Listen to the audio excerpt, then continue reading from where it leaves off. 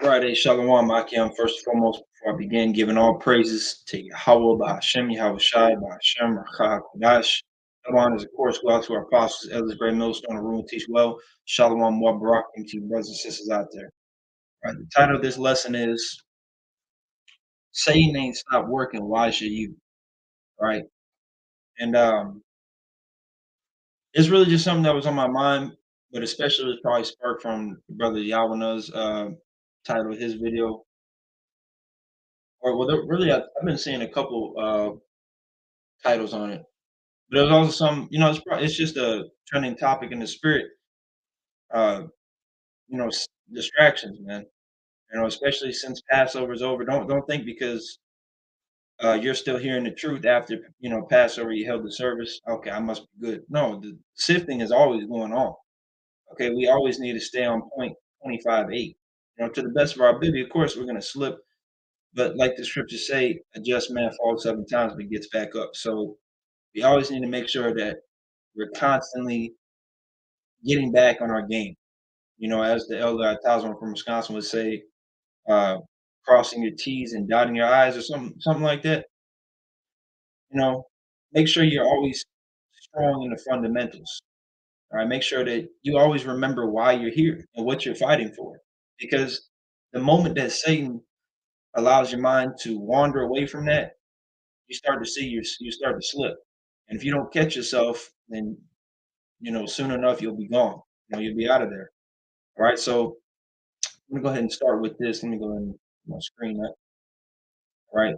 So this is Luke chapter 22, verse 31, and it says, "And the Lord said, Simon, Simon, behold, Satan hath desired to have you that he may sift you as wheat." All right. So Satan has been created and set up to be an adversary onto the men of the Lord, essentially. Are we constantly have to, that's one of the main major importances of fasting. All right, because fasting, of course, everybody knows it has health benefits, but the main reasons why one should be fasting is due to spiritual reasons. Okay, what it does is it's atoning for your sins, but along with atoning for your sins, it also helps clear your mind, clear your soul of that leaven. It helps you keep Satan at bay.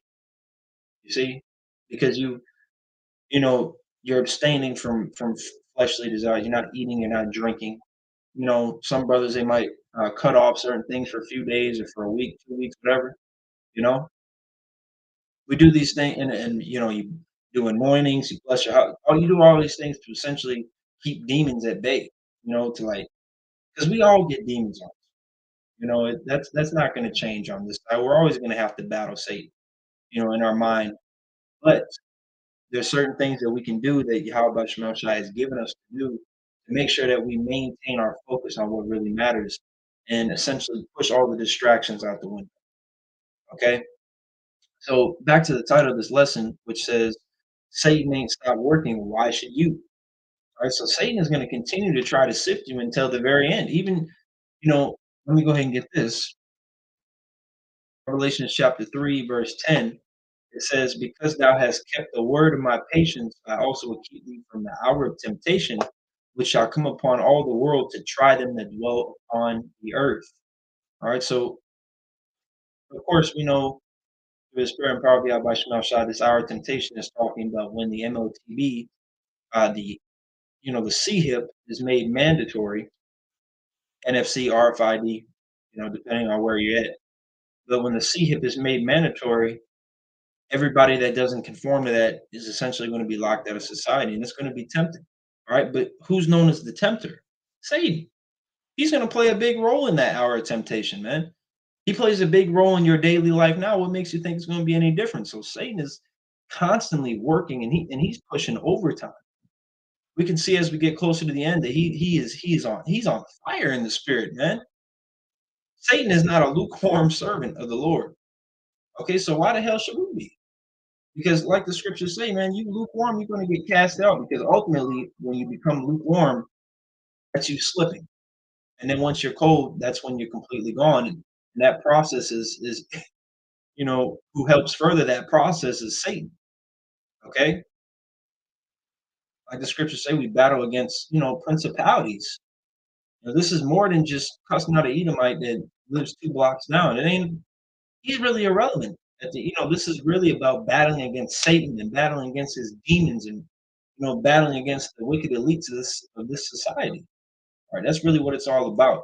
When it comes down to who our true, enemies and adversaries are that actually have meaning. Because, like I said, Edomite 2 blocks down, he working the same job as you. He might even be coming under the curses soon here. Deuteronomy 30:7. He's thorough, man. I believe it's Deuteronomy 30:7, but we're not worried about them. They don't hold no power. All right. They don't have generational wealth, and they don't have the power to you know uh, make new policies, declare martial law. They hold no weight. Okay. Revelations 3:15, it says, I know thy works, that thou art neither cold nor hot. I would thou wert cold or hot. Because the Lord said, go ahead and pull this up. The Lord deals with absolutes, man. The Lord doesn't deal with gray areas. All right, Matthew 12:30, it says, he that is not with me is against me, and he that gathereth not with me scattereth abroad. All right, and this is in red. He that is not with me is against me. So if you're not with the Lord, you're against him. The Lord would rather have you either be for him 100% or basically like, you know what, I'm not with the Lord. This ain't for me, yada yada. The Lord don't want somebody that's a fence riding Franklin. That's not a thing that the Lord deals with. Okay, and it tells us, in verse 16, it proves that point. So then, because thou art lukewarm and neither cold nor hot, I will spew thee out of my mouth. The Lord's going to get rid of you. Everybody in this truth was given, certain abilities, a certain workload. You need to perform. Okay, be on fire for your spirit. Nobody's saying you got to do 30 videos a week. Okay, but push yourself, man. Just like at the gym. Well, I mean, how much strength gain do you think you're gonna have if you're bench pressing 125 pounds for a whole year? When are you gonna add more weight? You gotta constantly push your muscles. You gotta push your spirit, man. You know? Try to do a video a day. Try to get one fast in a week. Make sure you're tapping into your videos. Try to get into at least a break, one breakdown a week. Make sure you're fellowshipping. This truth is honestly very simple, but a lot of people overcomplicate it. You see? It should be nothing to us to continue to do these things until the very end and beyond, because this is the whole duty, man. It's the whole reason why we're here. All the Judites, Benjamites, Reubenites, Gadites, Manassites, Simeonites, this is your job, right? All the Israelites, this is what we were created for, to serve the Lord. Ecclesiastes 12:13, let us hear the conclusion of the whole matter, fear God and keep his commandments, for this is the whole duty of man, right? The whole duty. Into that word for whole. See if it says anything. H3605 says call, which basically that's a word we use for all. Yeah, all. Okay, let's go to duty. Oh, okay, apparently it doesn't have a word for it.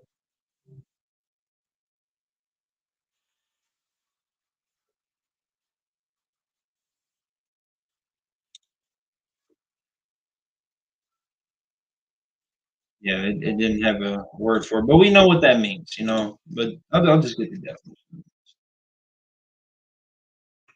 A moral or legal obligation or responsibility. So that's the whole. If you're going to get anything from the Bible, understand that fear the Most High, keep His commandments. All right, that's the least that we can do. Okay, but we got to continue in these things because look, we understand. We constantly, if you're a brother in this truth that teaches the word, you constantly brought out Romans 3. But what if some did not believe? Right? You brought that out for a scoffer, and you told them, look, Second Ezra 15, these things are going to come to pass whether you like it or not. Same thing applies to us, man. Just because we take our hands off the plow and go back in the world, that's not going to and stop believing, stop doing this work. and Satan starts blessing you and dealing with you, and now you're getting a big raise, dealing with multiple women with no problem, and yeah, you're just winning in the earth because you went back into the world. That doesn't mean that the nuclear missiles still ain't gonna fly off. They're still gonna fly off, but now they're gonna fly off and hit you. That's the only difference. Which ultimately that means it was written. All right, but Matthew 24 and 13. But he that shall endure unto the end, the same shall be saved. So the Lord never said that you're not gonna have down, down and out moments. You're not gonna have low moments in the spirit. The Lord never said, I need you to be smiling every day in this walk. The Lord never said that. You're allowed to get mad. Like it says, be angry and sin not. And also don't let the sun go down on your anger. All right, let that shit go. But the Lord is okay with you being angry. The Lord is okay with you being sad, crying. That's fine. The Lord just wants you to not give up, okay? And look at the example of Satan. He don't give up.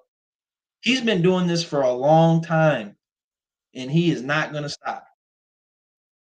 The only thing that's gonna stop him from bothering us is when we get them new bodies. When we rule over everything as joint heirs in Yahushua and Mashiach. So if he ain't gonna quit, why the fuck would you? Somebody gotta battle him. Somebody gotta battle the wicked elites. They not gonna give up. Even though it's written that their kingdom is gonna go down and they're gonna go into slavery, they're still, which they're just prideful, but to look at it in a different perspective, they're optimistic, thinking that "Oh, well, we can somehow make this work." So they're not giving up. But you got Jake out there who's supposed to be gods and kings and priests and rulers of the world to come, and you getting feeble, man. Shake that shit off. You know what the fuck you're here for. You know what you signed up for, man. You took a spiritual oath. You signed a covenant. There's no turning back, man. This you got to be in this till the dirt, man. All right, and that's easier said than done. But Lord, when we continue to pray without ceasing. All right, so just something I wanted to make real quick. Um, like I said, inspired especially from Yawana and a couple other brothers.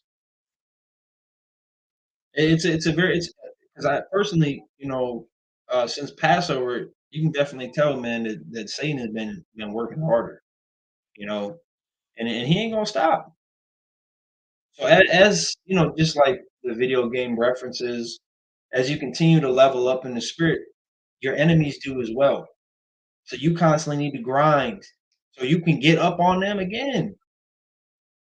And never it's the reality of this is we're chasing something, and let me explain this before Jake hear what I'm saying and run off with like, brilliant GMS. No, let me explain what I'm saying. We're chasing something that we can never achieve. Okay. We're chasing perfection. And by never achieve, I mean on this side. Right? We can never be perfect on this side, but yet we are told to chase that. Why? Because the Lord cares about effort, right? That's really all the Lord cares about at the end of the day is, does this man or woman believe on me? If so, are they willing to put in the blood, sweat, and tears to do it? If you answered yes to both of these questions, then you're eligible to be of the elect. You see? But we're never going to be able to achieve perfection on this side. That's why we need Yahweh Shai to come back, deliver us. Lord, Yahweh Rapha of the elect, get those new bodies, and we're straight. All right, but until then, you just got to fight. You're going to constantly be growing until we get out of here. You're going to constantly be battling demons until we get out of here. You're going to keep catching hell until we get out of here. All this stuff is going to end when we get out of here. But until then, oh, it's going to hit you. It's going to slam you. You'll have breaks here and there. The Lord is merciful beyond measure. But best believe, like how Shai said, you're going to drink of that cup, Jake. When he was talking to the disciples, like, yeah, we can drink of the cup. He's like, sure, you can surely drink of it. You got to. Servant is not greater than his master. All right, so let me go ahead and get this and close. Matter of fact, Salakia, that's the spirit, because we got to be ready for this as well. But I was going to get 21. Revelation 21 and 4. And God shall wipe away all tears from their eyes, and there should be no more death, neither sorrow nor crying, neither shall there be any more pain, for the former things are passed away. If you want to see those days, and not just see them because you're an Israelite, but see them because you put in the effort, to receive that penny, then you got to keep fighting, man. So with that said, Allah, Yahweh Shema Shai, double honors to our apostles, elders of Great Millstone, who are the leaders of Israel, whether you want to believe that or not. Peace and blessings, mercy to the elect. Shalom.